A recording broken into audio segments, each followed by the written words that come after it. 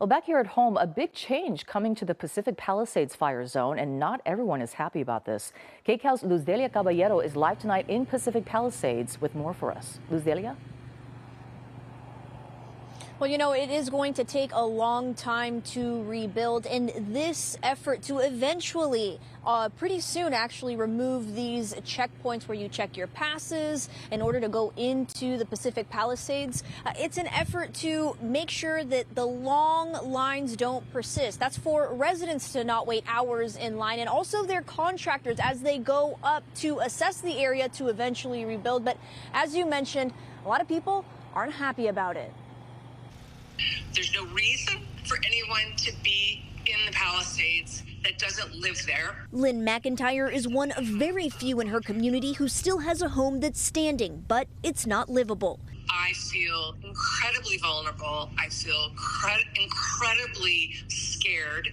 I did board up my house. And hearing National Guard checkpoints will be gone come Sunday and passes will not be needed to get through is adding insult to injury. I'm very, very, very afraid for what is left of my home.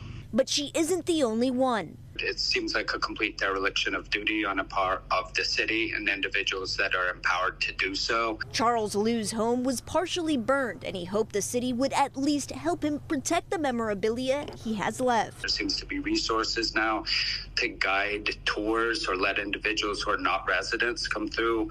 For what purpose? I'm completely perplexed. What would be the purpose? It's going to turn into a social media bonanza. In a virtual town hall Friday afternoon, we learned the 30 National Guard checkpoints that controlled access to the Palisades will come down, but the Guard will stay to protect critical locations like banks, schools, and major roadways. It's not ready for this right now. District 11 Councilwoman Tracy Park showing her discontent with the plan. We worry about burglaries and looting and squatters. Adding those who have homes don't have water, power, gas, or communication lines, which means homes are not livable or protected. Inevitably, those homes become targets.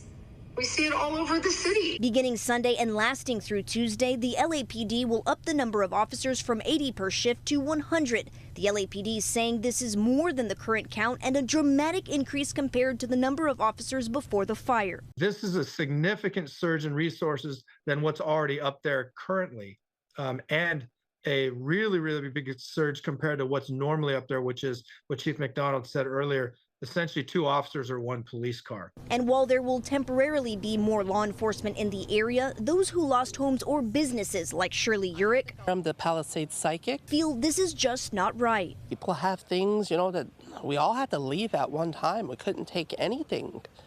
So I feel like that's what people would probably want to come here for. And though most people we talked to were upset with the city's decision, so it's going to have to be reopened. I mean, there's nothing you can do about it. At the end of the day, it's evident many Palisades residents feel abandoned by city leadership, saying more should be done to protect a community that's already lost so much.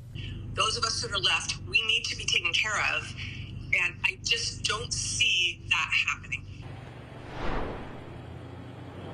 And we should mention that everybody we talked to is commending the increase in officers once that checkpoint leaves. But they are saying they shouldn't leave just yet because we aren't going to rebuild this area overnight. It is going to take some time. And obviously, people are still trying to get over the heartbreak and the heartache that this natural disaster has brought onto them. And they just want to make sure that the influx of people that will potentially go through do not hinder the efforts for crews to go in and work on those power lines to get that gas back up and running and to clear the debris. So at this point, only time will tell, but certainly people are not happy about this decision. Reporting live from PCH, Luzdelia Caballero, KCAL News. Luzdelia, thank you so much.